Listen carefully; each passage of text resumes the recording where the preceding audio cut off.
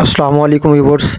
आज हम देखेंगे कि मादा तौलीद यानी सिमन की बीमारियां कौन कौन सी होती हैं, इन बीमारियों की वजूहात क्या होती हैं, इसके अलावा टाइमिंग और इसके इलाज के बारे में भी हम मुकम्मल तौर पर डिस्कस करेंगे।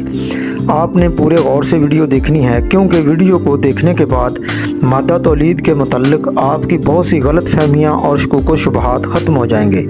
व्यूअर्स, सिमन को सेमिनल फ्लूइड और फर्टिलाइज़र फ्लूइड भी कहते हैं। सिमन के अंदर स्पर्म्स यानी जरासीम मौजूद होते हैं। ये स्पर्म सिमन के अंदर पाए जाने वाले प्लाज्मा की वजह से ज़िंदा रहते हैं। यही स्पर्म फीमेल के एग से मिलकर प्रेगनेंसी का सबब बनते हैं। लेकिन अगर किसी वजह से सिमन यानी मादा तौलीद बीमार हो जाए, मादे में पतलापन आ जाए या मादा कम मिकदार में बने, तो इस वजह से मर्द को कई तरह के मसले मसाइल और मर्दाना भांजपन यानी मेल स्टर्लिटी का सामना करना पड़ सकता है।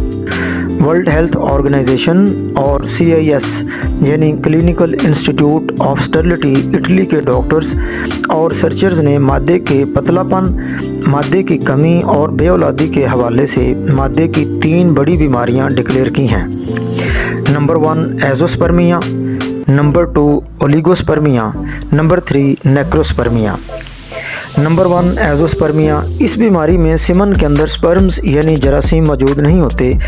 एज़ोस्पर्मिया की कई एक वजूहात हो सकती हैं, मसलन हार्मोनल प्रॉब्लम्स, टेस्टिकल की खराबी, सेमिनल वेसल्स यानी मादा कैरी करने वाली नालियों की ब्लॉकेज या सोजिश वगैरह। Number 2 oligospermia. ओलिगोस्पर्मिया में सिमन के अंदर लो स्पर्म काउंट का मसला पाया जाता है, यानी सिमन के अंदर स्पर्म्स या जरासीम की तादाद 60 या 65% से कम पाई जाती है।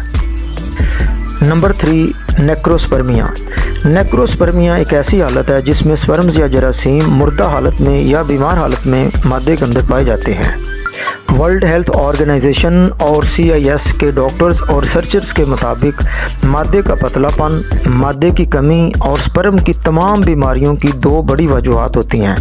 Number 1 medical reasons, number 2 lifestyle reasons यानी ख़राब तर्ज़ ज़िंदगी।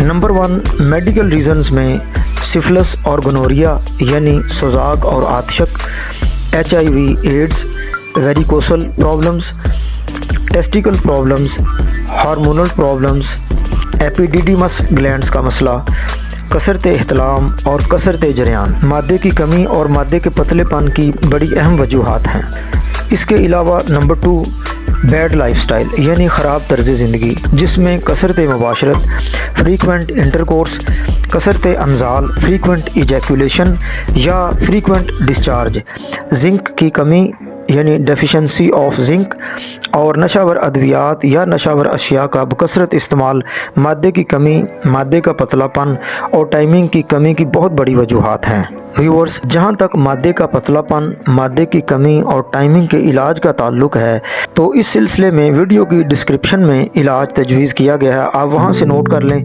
बेऔलादी और दीगर मेल प्रॉब्लम्स के बारे में आप हमारे WhatsApp नंबर पर भी कांटेक्ट कर सकते हैं, ताकि तमाम केस हिस्ट्री और मुकम्मल डायग्नोसिस के बाद प्रॉपर ट्रीटमेंट किया जा सके। व्यूअर्स, आई होप कि मेरी इन मुख्तसर सिफारिशात से आपको ज़रूर फ़ायदा हासिल होगा। रिक्वेस्ट है कि आप हमारे YouTube और Facebook चैनल को काइंडली सब्सक्राइब और फॉलो ज़रूर करें। इसी के साथ अपने मौलिज होम्योपैथिक डॉक्टर और हकीम मियां अहमद रज़ा सज्जाद को नेक्स्ट प्रोग्राम तक इजाज़त दें। फ़ी अमानिल्लाह।